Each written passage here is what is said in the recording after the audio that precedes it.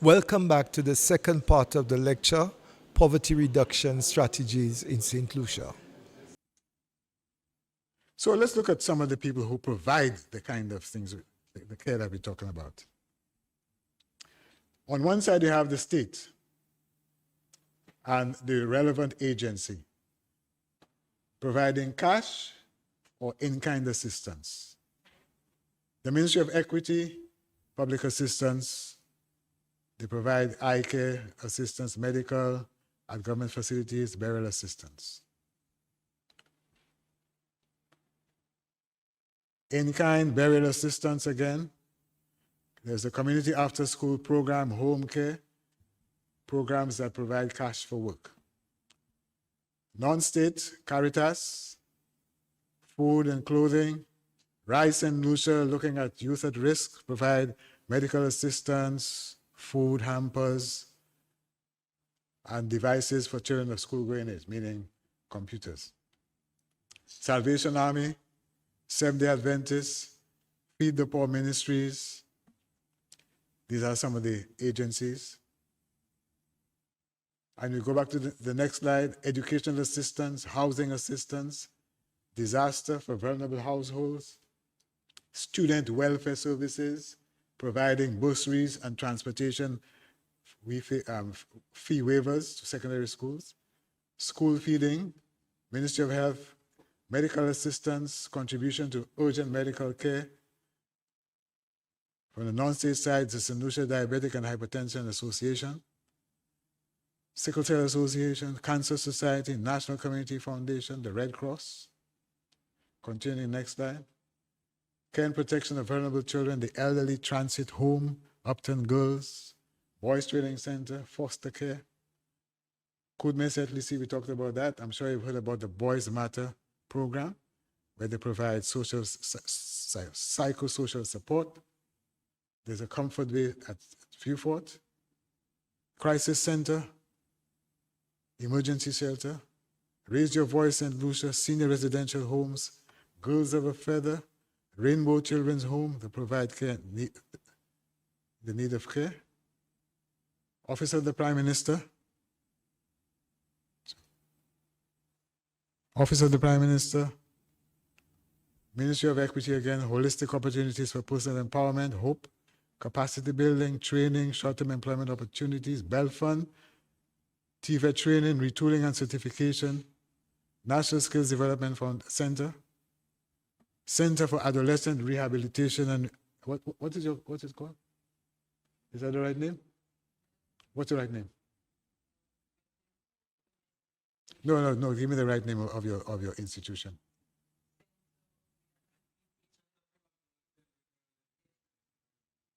Okay. Labor unions also have their own programs. Summer workshops for children, empower them with skills. Internships from the private sector. From time to time, they offer placements for young persons to get employment, training and capacity building, and so on. There are others that we can mention.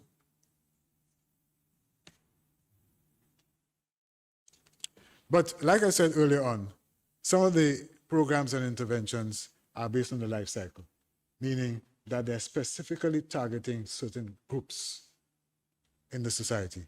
And this is a picture that shows you this very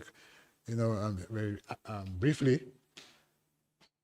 And there we include pregnancy and childhood. In other words, we still have a lot of unsafe births in the country. Among persons who are between the ages of school age, there's child labor, violence, just dropouts, there's abuse, many orphans. Once you get to old age, well, you're frail, you're a lot of illnesses, no income sometimes, discrimination, you're neglected. If you're in the working age group, you're unemployed, there's some disability, there's no insurance, gender discrimination. As a young person, if you're youth, you have no training. There are a lot of persons who are in what is called no education and training, okay? Unemployment, they're alienated, they don't want to do, and then they fall into crime.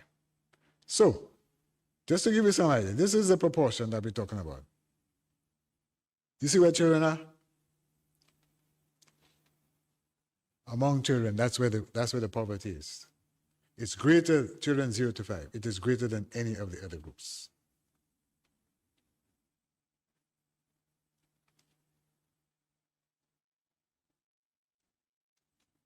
We've talked about that. We just mentioned that a while ago. But then just to give us some idea, 37% of children are still poor. Those of school age, 32%. Although the lowest rate has been found in the working age group, 18.9%. And among the elderly, okay? Not so high, but the concentration is among the youth.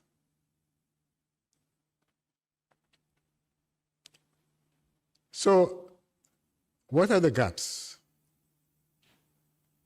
There's no public insurance for people or persons who are 4 years, between 0 and 4. That does not exist. However, when it comes to social assistance, poor and unemployed pregnant women are not specifically targeted or supported under the PAP or under the KSL. These are the gaps. For social care, there's no identifiable scheme that provides social care for pregnant women. And for active labor market programs, there is a feeling that because women are pregnant, they can't participate in the labor market. That's not so.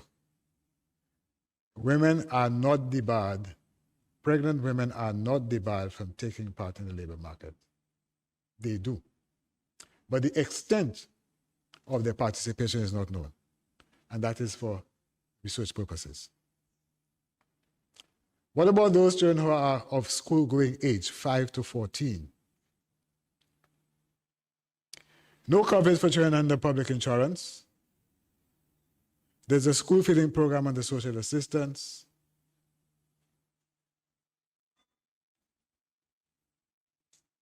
There's early childhood education. But the thing about early childhood education is that it is not compulsory. While it is compulsory for you to be in primary school, it is not compulsory for you to send your child to a preschool. It's voluntary. There is no law that states you must send your child to a preschool. So there are lots of children, whether it be of their own doing or not, that do not attend preschool. There's some that tried with the Roving Caregivers program, which has been suspended for the last 3 years. There are some child labor matters that are being addressed by certain departments, the Ministry of Equity, Department of Labor, the Vulnerable Persons Unit of the Royal St. Lucia Police Force, and the Department of Gender Affairs. There is no legal definition for child labor in St. Lucia. So you cannot say child labor is defined as. It is barely based on convention that there are a number of children or women and children who find themselves in situations of compromise. But there's no law. There's no law.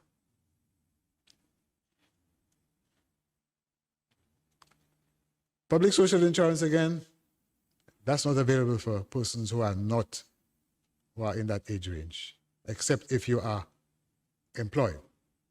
So the unemployed are not in this at all. If you are between 15 to 29 and you're unemployed, there's no provision for social insurance for you. However, there are some schemes under social assistance that you can partake in. When it comes to social care for that group, there is no residential facility for girls on the island. The Upton Girls Garden Center can only accommodate 25 or 30 girls, but this is non-residential. It's a daytime residence. Boys Training Center, it's a good thing, but it still suffers from the stigmatization as a jailhouse. And a lot of those persons who graduate still go back to problematic households. The same situation that they came from they find themselves going back to the same situation. There is a Boys Matter program, which is run by the Social Development Fund. It's a situation where guidance is given to those boys at risk, especially those who are at primary schools. There is an attempt to incorporate secondary schools, but it's not on a scale as wide as the primary school level.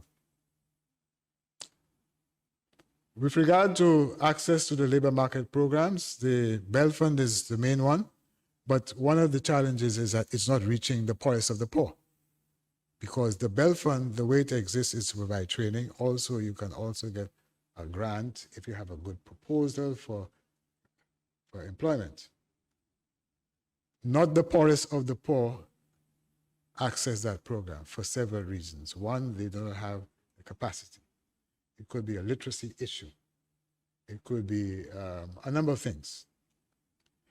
So that age group still there's quite a few gaps here. Those of working age, of course, they can contribute to the NIC. Those of working age who are unable, because of new vulnerabilities, etc., can get assistance from the various programs. The St. Lucia Crisis Corporation is one of the main agencies that is involved in social care for women as well as men. And you have Raise Your Voice, Women's Support Center, free counseling, psychosocial support, and so on. The main challenge with social care is that there's inadequate funding. Okay, so let's move on to target groups. Who are the persons that are being targeted? Unemployed persons, poor and vulnerable young persons who are classified as NEETs.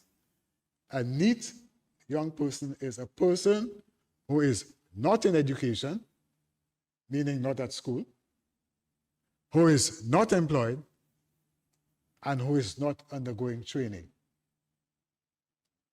And according to the information that we have, about 34% of young people are categorized as NEETs. And so these are some of the persons that are targeted. Persons who have been affected by disaster, marginalized youth. Now, I want to point out that St. Lucia has a responsibility to provide social protection to sister members of the OECS. In other words, if there's a disaster in Dominica, persons from Dominica can claim for coverage in St. Lucia.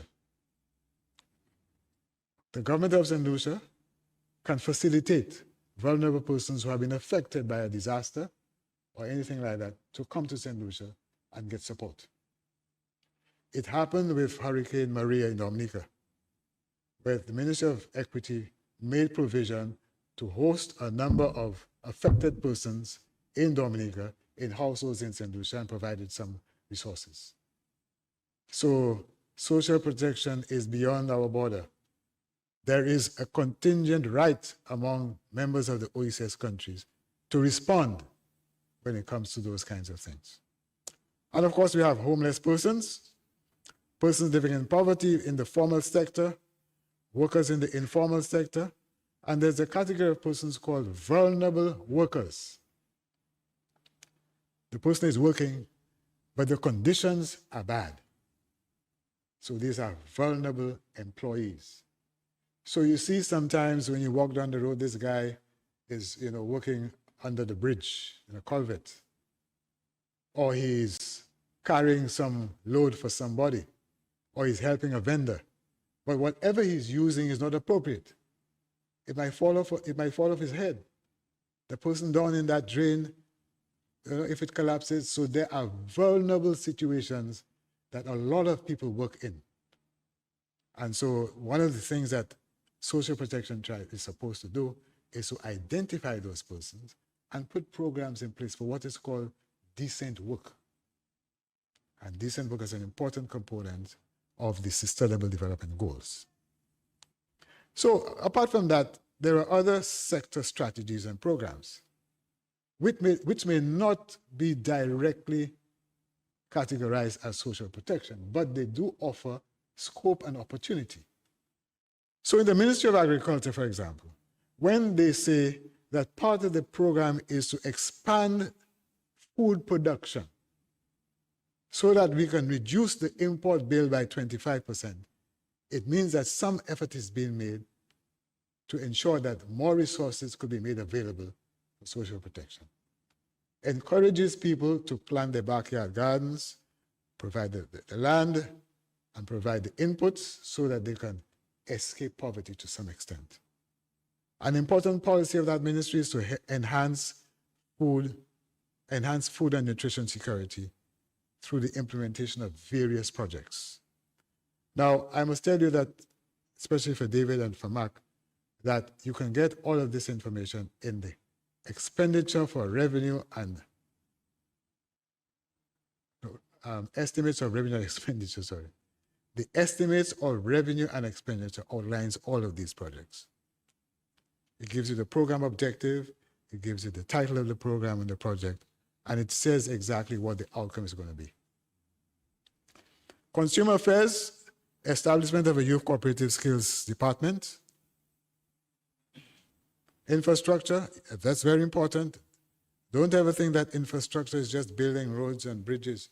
It is important because communities that are characterized by poor roads, poor infrastructure, these communities need attention, and of course it signals some aspect of poverty. Foreign affairs, you want to think, where does foreign affairs come in this? Okay, read the first one. They're working with a particular group to provide much assistance to the disability community of St. Lucia. Now, I don't know what this Authentic Caribbean Foundation is. I'm just putting it to you that there is something happening, and it is being spearheaded by a ministry that is not titled social protection, but it is dealing with social protection matters. And the other one has to do with promoting St. Lucia as a seasonal remote work location in the diaspora. Do you know what that means? It means that people can come to St. Lucia, sit with a laptop on a beach, and deal with their business in Ghana. That is what we mean. Okay, so these kinds of opportunities, when those people come to the country and they are exposed to what the needs of the people are, there's a greater chance that you will get support from them. And the important thing there is the remittance transfer. The transfer of, you know what that means, right? There are lots of persons who would like to send money and other forms of support, but they don't know the mechanism. And sometimes those who are supposed to receive the remittance don't know the mechanisms involved. So that, I think the Foreign Affairs is trying to work on that. Tourism, interestingly, I think we should also look at that. Implementation of cannabis framework and legislation for the development of the cannabis industry. Some people have their views about it. Others feel it's a good thing. Others feel, boy, that's not such a good thing. But there might be merit in looking at it to see how we can improve the lives of our people. We just have to explore, look at the situation, and do the pros, the cons, the economic viability of the whole thing, and who's going to benefit. Community tourism program, again, once you see community, the intention is to try as much as possible to provide opportunities for persons in those poor communities. Well, we've talked about all of this already: community development services, housing assistance, the PROUD initiative, the program for the regularization of unplanned developments. That is a situation where, in some parts of the country, people build their houses anyway, especially poor people. And so what you find is houses are jumbled one inside the other. So you cannot demarcate an area and say this belongs to X. Most times they do it on Crown land. And when it comes to putting infrastructure in place, where do I pass to put the pipe to go to the one at the back? Where do we put the drains? And so what you may find is, Wastewater from one home flowing into the drain into another home. So in other words, unplanned areas where people do things by, you know, there needs to be a program that is going to regularize that. Put it properly, that's what we mean by that, okay? So, community development service. Disaster response, very important, because if you don't put things in place so that there is a response to the disaster or the risk, then you will well find more people coming into what is called instant poverty. The house falls, the children have nowhere to sleep. So what do we put in place to ensure that when these things happen, there is a response? Local government, same thing. Stimulate economic activities through the caretakers program. Approval of the local government bill. Now, law is very important because from law you get policy. From policy you get programs. From programs you implement. And from programs, when you implement them, the idea is for some people or some sector to benefit at the end of the day. A meeting place for people is important in poverty reduction. What's happening to all of the HRDCs that we have in the country? You pass in some areas and they're closed. Where do poor people meet? Who's mobilizing them for a meeting to discuss a particular program on a particular issue? So some of the things that are being proposed in that document, the estimates, is to rehabilitate some of those human resource development centers so that people in communities can sit and meet and talk and discuss and come up with recommendations on what should be done in their community. That's one of the major challenges in poverty reduction. We do not give people the opportunity as often as it should for them to participate in the decision-making process. And the best place to do that is in a place specifically identified for them. I have seen it done in other communities where people met people's homes. By the time you start the meeting, you have 10 people outside in the balcony. By the time you go into the meeting, 40 minutes, a lot of people outside. So where do they go? People must meet to discuss the issues and the problems in an environment that is conducive. That was the aim of the HRDC, and I think it should still remain the aim. Labor relations, the question about labor laws, decent work agenda, increasing opportunities for employment, and the administration of systems to gather data. If you don't know what the situation is with the poor in terms of their labor, in terms of access, then you can't do much. So you must have a system in place that is going to help people know what is on the ground, and they can use the data to make policy and come up with programs. We have talked about the Ministry of Equity. I don't think we need to repeat that.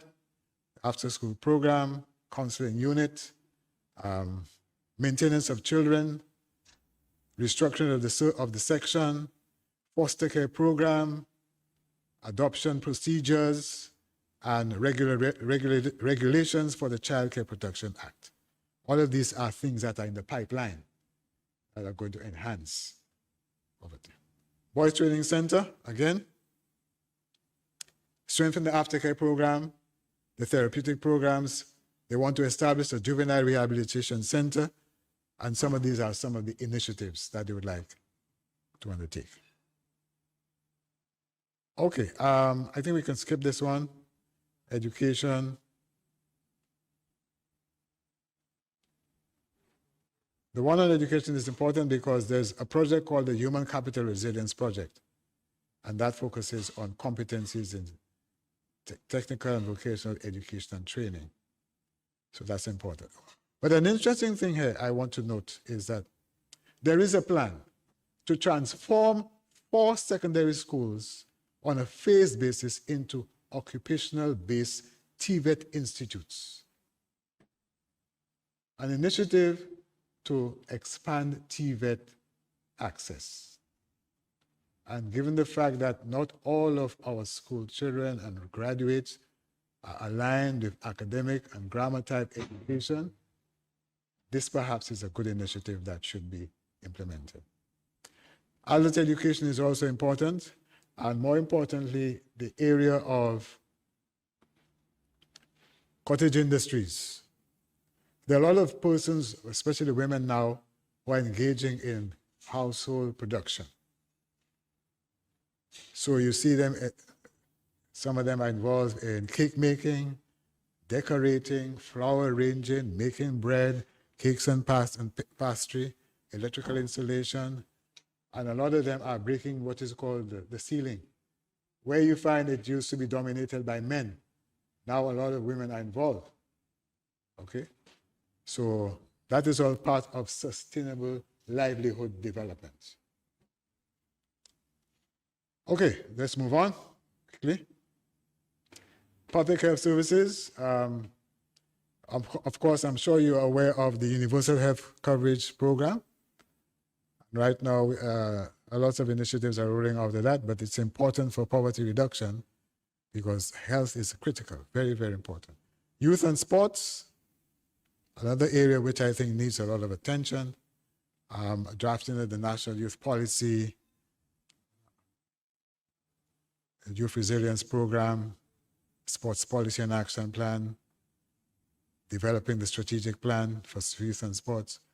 All of those initiatives are in the pipeline so that it is not just the Ministry of Equity, but not just some of the non-state institutions, but there are government agencies that are planning a number of initiatives that would contribute. Elderly affairs, policy for older persons, rehabilitation of Comfort Bay facility. Sustainable development. There are two major projects happening right now on the Southeast Coast, contributing to livelihoods. And so you've heard about the CMOS farmers. Okay, you've heard about the fishers. You've heard about the nature trails. You've heard about a number of tourism-related projects that are happening on the Southeast Coast. So all of these are part and parcel of programs and developments that are intended to reduce poverty. But it calls for participation, it calls for resources, it calls for human and social capital to be at work as well. I'm sure we all hear about the youth economy. I don't think I want to expand too much on that. That is one initiative that is intended to help young persons who think that they have a skill or they have the potential to develop a program that is going to help them as entrepreneurs. So that is one area too where poor persons, poor young people can gravitate to. So after having graduated from all of the training that you get from Bell Fund and those other agencies, there's an opportunity. So there's a pathway. The youth economy is a pathway for other individuals who believe that they have the capacity and they're empowered enough to be able to move beyond where they came from. Gender relations, of course, continuing the subvention to the St. Lucia Crisis Corporation in terms of providing guidance and support and some of the psychosocial support to women as well as men, and improvement in the provision of shelter for victims of abuse. So, having said some of that, some of what I have here, the role of the church. What are the possible entry points of intervention for the church? Where can the church find its position to enter? What areas can be pursued which reflect and would sustain the ethos, legacy, and passion of Father John? Having said all of this, and having recorded and shared information on his work, what areas can we now contemplate? And the areas that we decide to focus on, are they in keeping with his legacy and his passion? How can the church mobilize, foster collaboration and collective action with other actors, other religious organizations, the public sector, private sector, etc., in the social protection sector? Or does the church want to do it on its own? And these are some scenes that try to capture poverty. Notice the man in the tie. Looks like a well-off fella. On the other hand, you have the lady sitting on the step who has a sign. I'm sure she's saying she needs support in something. Do we have that in St. Lucia? Yes, we do. And then when it comes to the picture at the bottom left, look at the conditions. Boy is on a bench, the lady's cooking, he's studying in the same area, perhaps no electricity. And who knows what she's cooking? Perhaps he got, a few things from somebody, maybe some assistance from an agency. And then you have the guy in the center. Is it a man or woman? He's well covered with the flag, but he looks like a homeless individual. And he has a sign. The sign says, "I need money." Yeah, poor people can express themselves, As to the circumstances which allowed him to get there, we don't know. But we're saying in the situation, that's what it is. He's homeless.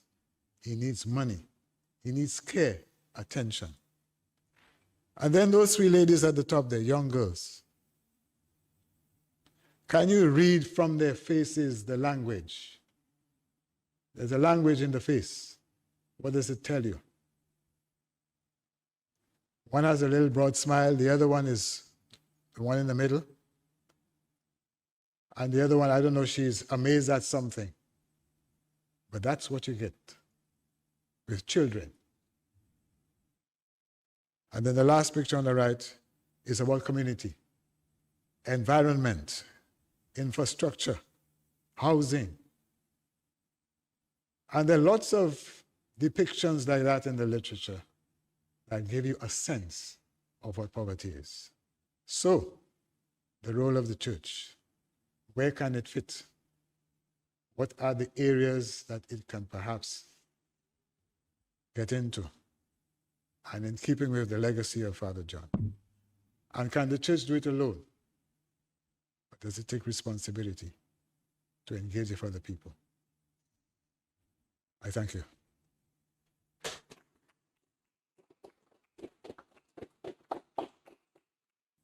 What Dr. Baptiste did is provide a very comprehensive way to show, in a very comprehensive way, show that poverty is more than just not having money. Because many times when we talk about assisting the poor, we think simply about persons, they do not have money. But what he did in a very detailed and very systematic way is to show us that if you are the denial of choice, the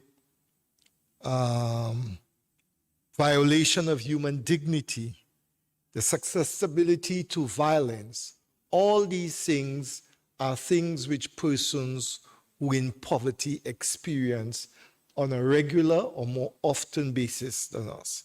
So that is one of the things I want you to keep in mind, is the comprehensiveness of the lecture which you have received today. And the good thing, that is why we are recording it, it is something you can revisit time after time, so you don't have to take it in all at a time. But there is valuable information there that you should not let go to waste. The second thing, which I think was important and struck me, was that when he spoke about the vulnerability to poverty, and remember when he spoke about the vulnerability to poverty, what he was emphasizing was that many a household in St. Lucia is a footstep away from poverty. That one instance, one emergency, one activity can impact us and we are in poverty. So today, everything seems fine with our household. When you're speaking about poverty, it doesn't speak to me because I have food at my home, my mother is at my home, or my mother is working. But in an instant, the one person earning the salary in the house loses that job. There is a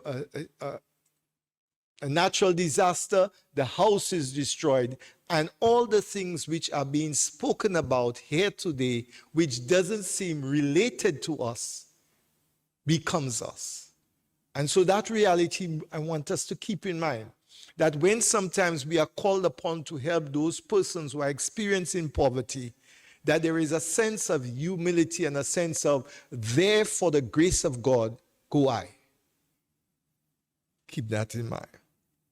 And the third thing I would like you to keep in mind or to recall when you review that lecture is the various activities which are being done by the different ministries, the different non-profits organizations, whether it's Ministry of Equity, Rise St. Lucia, Crisis Home, the children's home at Cicero, and the various.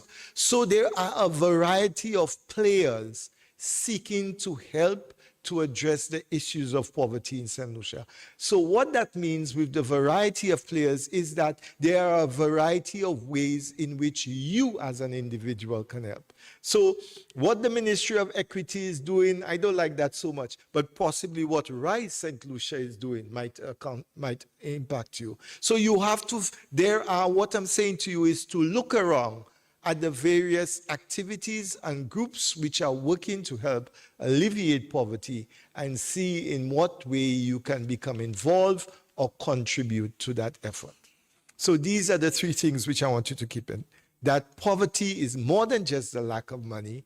All of us are a footstep away from poverty, and we need to find ways in which we can assist or help those organizations which are working with poverty. Dr. Baptiste is open to take any questions or for some decisions. I know we have been here for some time. There's a possibility we might have to break that lecture up when we're showing it into two, part one, part two, so that persons can take it in bite size. But if there's any comment or question, let us do that now. Dr. Baptiste, in your sharing, you focused on what is being done for poverty when issues of poverty already exist. Are there any ideas, or would there be, for example, for a young couple, 2 or 3 critical things they should be doing to help protect themselves? Is that the better word? Protect themselves from poverty. So in other words, what are some of the proactive measures people can consider, notwithstanding we cannot stop a natural disaster, but what are some of the proactive measures one can take to proof themselves from poverty? That's a hard question. It depends on the category of persons. Now, you can't take the word poor and apply it broad brush. There are those who are extremely poor. So let's take those who are extremely poor. The characteristics of the extremely poor person generally includes lack of or no income, dilapidated housing, living in a very poor environment. Sometimes some of those things overwhelm these people. And the first notion on the individual's mind is food. Extremely poor people are concerned about having food to eat. Whether they have a nice table or they eat under the tree, but that's the first thing. It's a human instinct. Food. So what should that person do? The person sometimes doesn't have the capacity to work. The individual has been poor for a long time, persistently poor. So what should that individual do? It is now the role of conscience to say, community conscience, household conscience, institutional conscience, to say, listen, this person is destitute. That individual could be a detriment to the society. That individual can reflect behaviors that may be difficult to deal with. Sometimes poor people, because of the situation, encounter or have mental issues. So what should that category of person do? Sometimes they can't do much, These people have to rely on the conscience of the nation, people. So these are the kinds of individuals who need help. And it is a role of the state, first and foremost, to provide the help. Sometimes the families that these individuals come from, for various reasons, are not around. They've migrated, they've been abandoned. I mean, you see them on the street all the time. So you have to look at the category of individuals and then determine the extent to which that individual can escape the situation he or she's in. Most times they cannot do it by themselves. They need the help of an institution or some other agency or government or church or neighbor or friend. One of the main issues that perpetuates this situation is abandonment. A lot of people who are in extreme poverty, abandonment is a big issue for them. Now you take the next person above the line, just above the line. What should the person do? Sometimes they can't assess themselves.